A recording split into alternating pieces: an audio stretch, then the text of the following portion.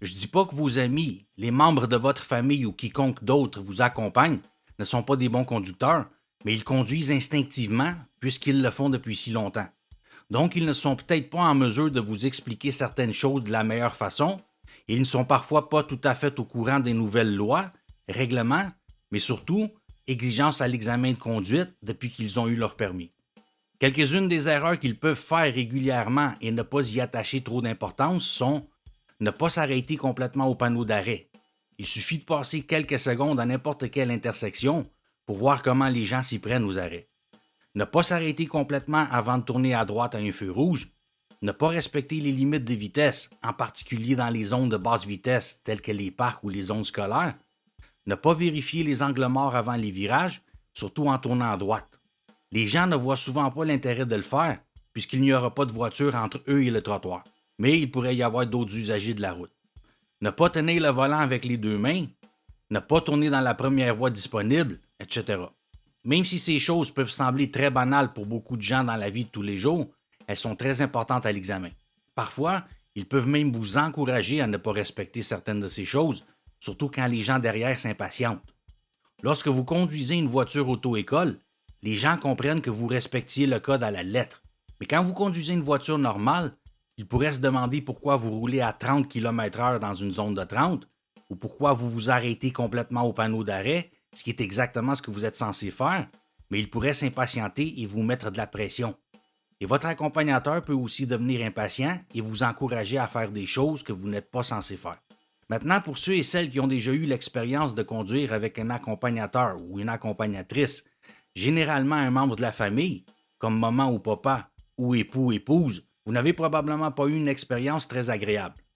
Quelque chose que j'ai beaucoup vécu en enseignant la conduite et que je lis maintenant dans les commentaires, c'est que les accompagnateurs ont tendance à vous crier après.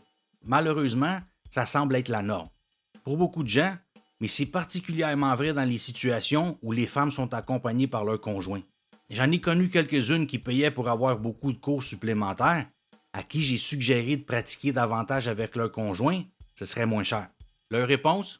Ça pourrait être une cause de séparation, j'aime mieux payer pour des cours. Les accompagnateurs s'impatientent généralement, même des fois pour des petites erreurs. Selon eux, certaines erreurs que vous faites auraient dû être si évidentes pour vous, mais souvent ce n'est pas le cas.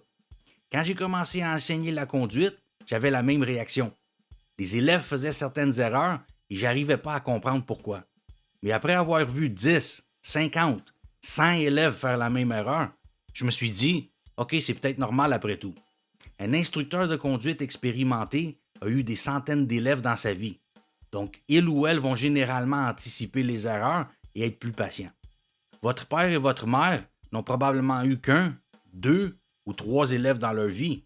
Ils ont donc peut-être oublié ce que sont certaines erreurs normales pour un débutant, même s'ils les ont commises eux-mêmes quand ils débutaient. Quand quelqu'un fait quelque chose depuis aussi longtemps, il l'a fait sans trop y penser.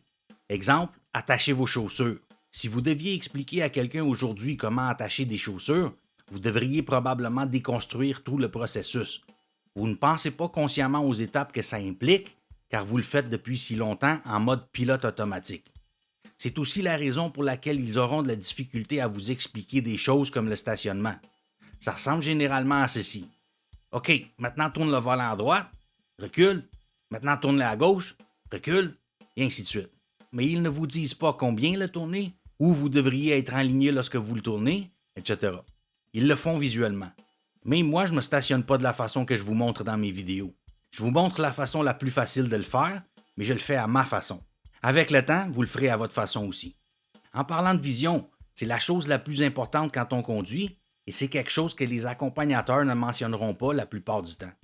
Je me souviens que quand j'ai commencé à enseigner la conduite, ma patronne m'a dit « Je veux que tu mettes une emphase particulière sur la vision, car c'est le principal problème des élèves. » Je comprenais pas vraiment ce qu'elle voulait dire.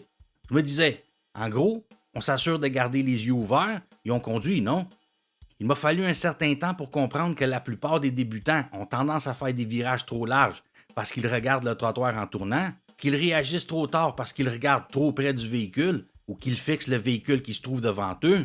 Ils dévient d'un côté ou de l'autre parce qu'ils regardent les lignes pour se guider et ainsi de suite.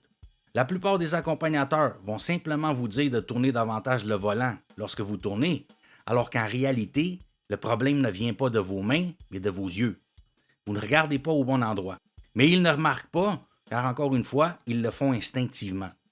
Comme je l'ai dit plus tôt, pratiquer avec un accompagnateur ne sera probablement pas la plus agréable des expériences, mais je vous recommande quand même de le faire afin d'obtenir le plus d'heures de pratique possible. Essayez de rester aussi calme que possible, ce qui est plus facile à dire qu'à faire.